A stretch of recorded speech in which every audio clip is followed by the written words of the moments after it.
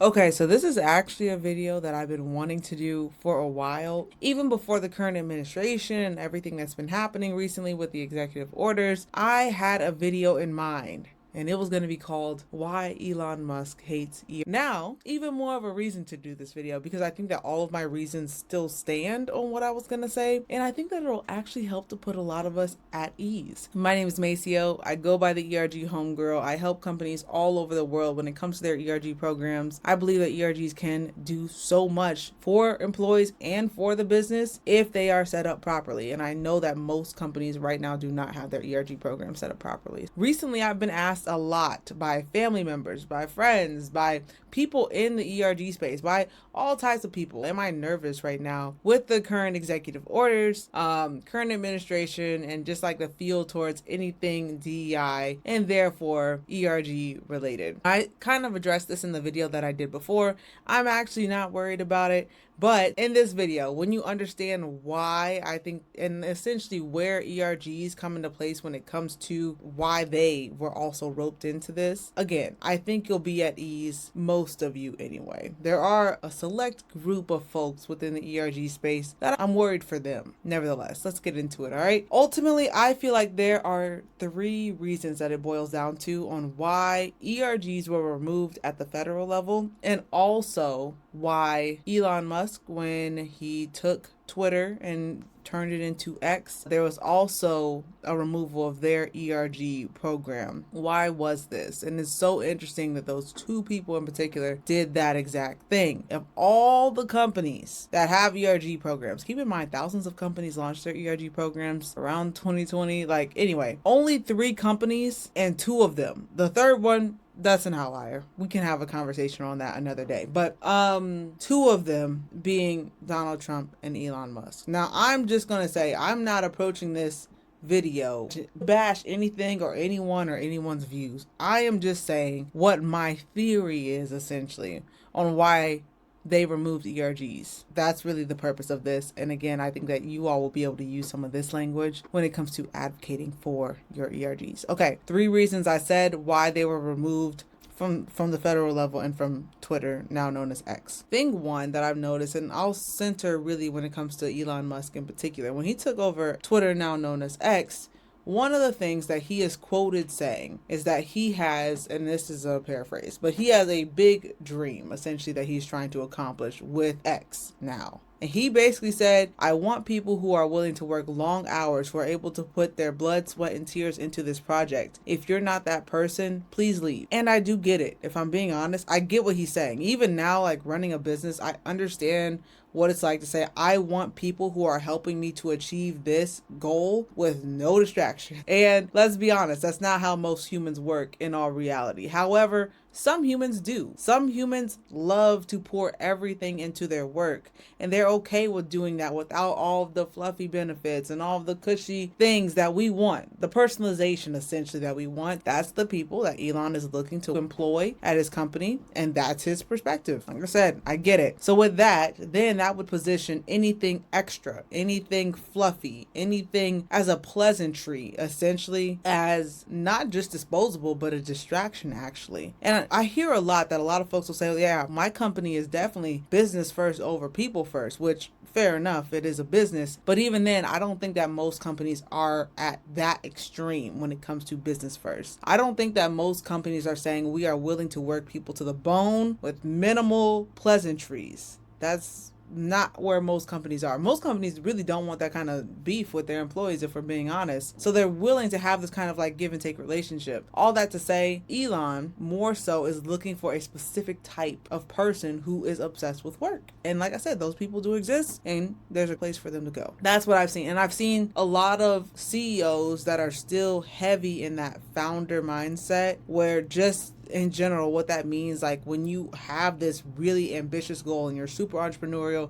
and you're just like, we just want to get it done type of thing, where you're hungry. If you're a hungry CEO, it's a lot harder for you to have empathy for people's life situations. And essentially, you're viewing those life situations, diversity, as a slowdown. And I would say in the same way, and it's easy to do that, when you don't have a lot of barriers based on your dimensions of diversity. And like I said, that's how we can see it showing up at the federal level too. And even then, with people being cut, layoffs happening concept where it's like, well, we're just trying to save money to drive this business, aka the US government. Okay. Now, that's thing one. That's reason number one. To package it all up, basically that's me saying it's a business strategy to actually remove anything that could be viewed as a distraction from work. Anything. So that means I would probably guess that there's not a whole lot going on the employee engagement level either. Other than like employee engagement that's directly tied to like celebrating like company anniversaries, like milestones, things like that. But just on like the making this a better working experience, I think that a lot of that stuff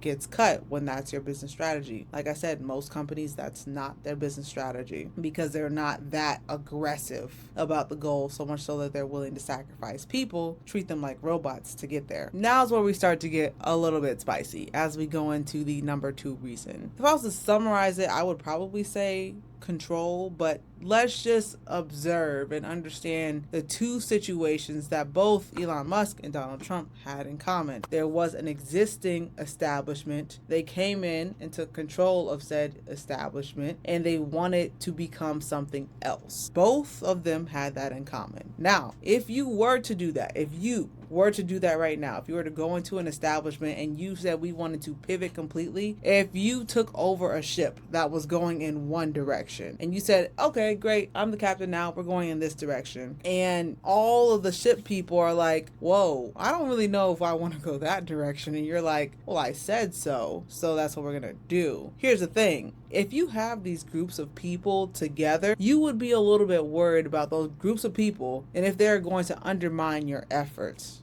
to go this direction. Because here's the thing, even though you are the captain, the collective of the people actually has strength if it is utilized in a certain way. Why do I say this? Again, Elon takes over Twitter, has a completely different direction for it. Some that a lot of employees probably wouldn't agree with. So they might undermine the efforts, ultimately push him out of his own company. Therefore, you would break up the groups of people and remove that community aspect. That is actually something that's been historically done, like in history. Like, it's Black History Month as I record this video. So even talking about the transatlantic slave trade, as enslaved folks were brought from their home countries, they were actually discouraged and even punished for communicating in their mother tongue or even just congregating in general. Because again, the collective power of the people can overthrow said establishment or leadership of said establishment. And that is not just something that's just an America thing either. There's been time and time again in history where social isolation is actually a tactic when it comes to change management, control, all those things. All of that bucket right there, removing those community establishments helps you to have more control because you're weakening the power of the people. And that's what it comes down to with that. And like I said, same exact concept, but definitely on a larger level at the federal level where it's, look, we have a new direction, and I have a inkling, a hunch that the pockets of people that the ERGs probably represented might pose a threat because collectively they might not believe the same way that the leadership believes in. So that therefore, let's remove it. Adding this piece in after the fact as I'm editing this video, I just want to note, I went to Tesla's website as of today, which is February 20th, and checked. They have ERGs, which further proves this point. I don't think the issue is ERGs per se, but I do think that when you're changing leadership, that ERGs can serve as a threat. Whereas if you are trying to get buy-in from your existing employees, then having sub-communities of employees that are bought in aren't a bad thing. All right, back to it. So that's reason number two, which I get. Again, not that I'm agreeing with any of this, because I'm just telling you at a surface level, I can see how this is something that has been used for centuries, a tactic, social isolation as a control tactic. Thing number three, and this is probably the biggest reason, potentially, not just because it's the reason that a lot of folks watching this video think. But in general, I would say this is also probably the one that they're able to loop and anchor on as an excuse to get rid of it. Okay, it's the connection between ERGs and DEI, which I have been speaking about for a while. It is a problem.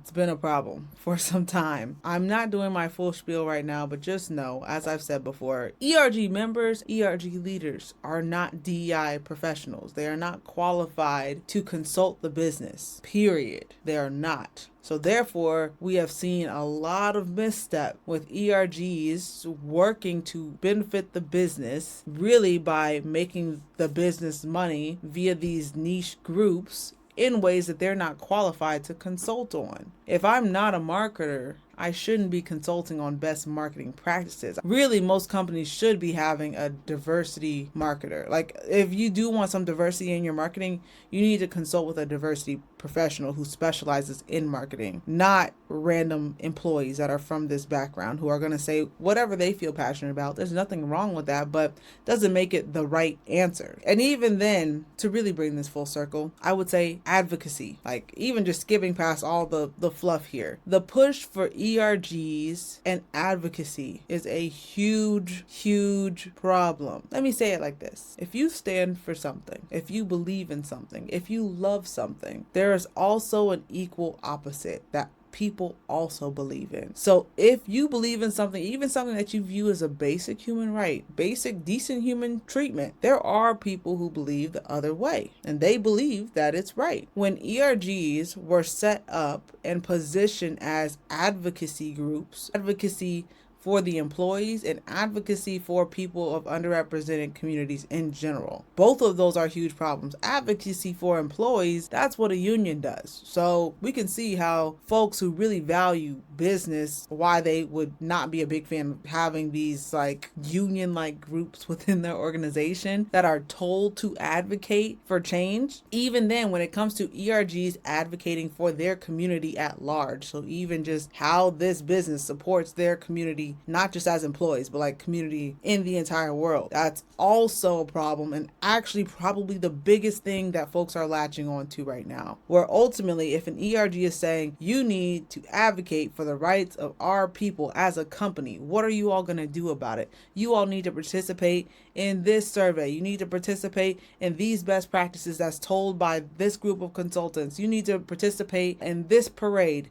You need to participate in this marketing campaign, whatever it might be. You need to take us to this conference, all these things. That is what folks have an issue with, because there's an equal opposite here, group of folks who don't believe that the company needs to advocate for said things. Because again, if the company advocates for anything, they're also advocating against that group of people that believe the equal opposite. And ironically, there's a fine line in diversity when it comes to advocacy, because when it comes to or downplaying the beliefs of others that don't have your beliefs, if you say, oh, here's my beliefs on what makes a good person or a good organization, and so this is what we're going to advocate for under the umbrella of diversity, and then in the same breath say people who believe the opposite, we're suppressing your beliefs, that's actually not diversity. It's quite the opposite. So I think that we have just swung way too far when it comes to that thought, that train of thought. And unfortunately, ERGs have been roped into this. ERGs have been told to advocate for change, which again means advocate against people who believe other things. And the people who believe other things have felt suppressed. And now they say they view the ERGs as the enemy, as like, hey, you were advocating for this stuff that I don't believe in, so you're the problem. ERGs, I'm here to tell you, if anyone's watching this video and they're like, yes, I'm one of those people who felt suppressed, I just want you to know, ERGs, we were not the problem. We had no smoke with that. Actually, ERGs just wanted a community of their employees. Like, hey, we like this company and we just want to make it a little bit more better. So we just want to like get together every now and then and like talk, like connect to others who like are interested in the same things that we're interested in. That's all ERGs really, like, surface level had to be. Segmented internal marketing tools. Like, that's really it. Unfortunately, as a result of 2020, there was a narrative shift about ERGs that they're going from community to advocacy and change makers. And unfortunately, that's something that volunteer ERG leaders, we didn't control that. Like, we couldn't say no to that, because then they would just remove us as an ERG leader. And no one knew any better. A lot of consultants were pushing for this. A lot of consultants were saying ERGs should be advocates. It's in books about ERGs. There's not a whole lot, but it's in books. I'm here to tell you, okay? That's what people have been told to do. Even the illegal union stuff that I don't think a lot of people knew about. I'm just now uncovering that this year, for real. Like, when I'm actually being able to speak on this, like, definitively. Nevertheless, doing a little rambling here, but I say all that to say, we need to get back to what ERGs were before 2020 and continue on that path. I'm not just saying happy hours and lunch and learns, but I'm saying, how do we get better at building micro employee communities that help build affinity towards the company? That is what ERGs need to go in the direction of, and that is the business ROI of ERGs in a perfect world. Right now, we are so far from that. It's so unfortunate to see how far from that we are right now. I hope this makes sense. I feel like I'm not being clear, but maybe it's because I don't have a script. I don't have anything. I'm just speaking to what I know and believe. Reason number one, the idea of work over convenience. Like, we just want to get things done and we're willing to cut the fluff. That's one reason why I feel like ERGs were removed. Reason number two is around the control element. Social isolation is actually a tactic when it comes to coming into an establishment. And again, this is historical. You can like literally look up examples of this, of how this has been done in different ways. ERGs, they were a community. They were cut and removed as part of that social isolation tactic. And it sounds so aggressive when I say it like that, and it probably is, but I'm just telling you the facts. All right, and reason number three is ERGs tied to DEI. Now, DEI is definitely being attacked. And speaking as a DEI adjacent person, I mean, some of it's out of pocket, but not all of it. I even saw this TikTok video where someone was like, look, if we're keeping it real, a lot of those trainings were like nonsensical. Again, and then you suppress people and you wonder why they bounce back. So I'm not saying anything is right or wrong. I'm just saying this is the state right now. So the fact that ERGs were tied to DEI, nested under, where realistically they should have been nested under employee engagement, and they should have just had a link to DEI, like it's like a cousin to DEI based on the communities that were selected. But even then, I think that we've just been going about it so wrong for the past few years. Ultimately, that's why I think that they were removed. But the kicker of that video that I was going to do, that was going to be called Why Elon Musk Hates ERGs, I was really going to say, I don't think that he does. I don't even think that the current administration hates ERGs in general. If they were viewed as just like micro employee communities, I don't think that they hate that concept. Actually, any strong community has natural offshoots. Like, when your community naturally is trying to scale on its own, and in this case, that would mean, yes, we have our employee base, but we actually are now having pockets of employees who love working here so much that want to find other people within it to love it more. That's not a bad strategy. Like, that is actually meaning that you have something there that makes people want to get deeper into it, that makes people want to go more. I don't think that that concept is the problem. I don't even think employee engagement at large is being attacked, although there is a little bit of fluff there. But in general, I think it's a common sense thought that if you like your job, if you like the people that you work with, you're more likely to stay there. I think that that is commonsensical. I don't think that they have an issue with that. However, I do think that they have an issue with how ERGs have been positioned. But the good news to that is that means that you can just reposition your ERGs as something that's truly a corporate micro community strategy, an internal marketing tool, a segmented internal marketing tool. I think if you do that, your ERGs will be in a pretty good place. Last thing I'll say, I literally had a call earlier this week where I was talking to a couple of folks over an ERG program, and I told them, like, the ROI of your program is a segmented internal marketing tool. And they were like, I have been reading all types of books, articles. We've done consulting before, went to a lot of webinars, conferences. Like, no one's ever described ERGs like that. And I just wish, as an industry, we get on the same page of what that is, because I'm telling you, that is how you reposition your ERG program for success. We'll leave it here. Hopefully this video helps with some language. Talk to y'all next time. Peace.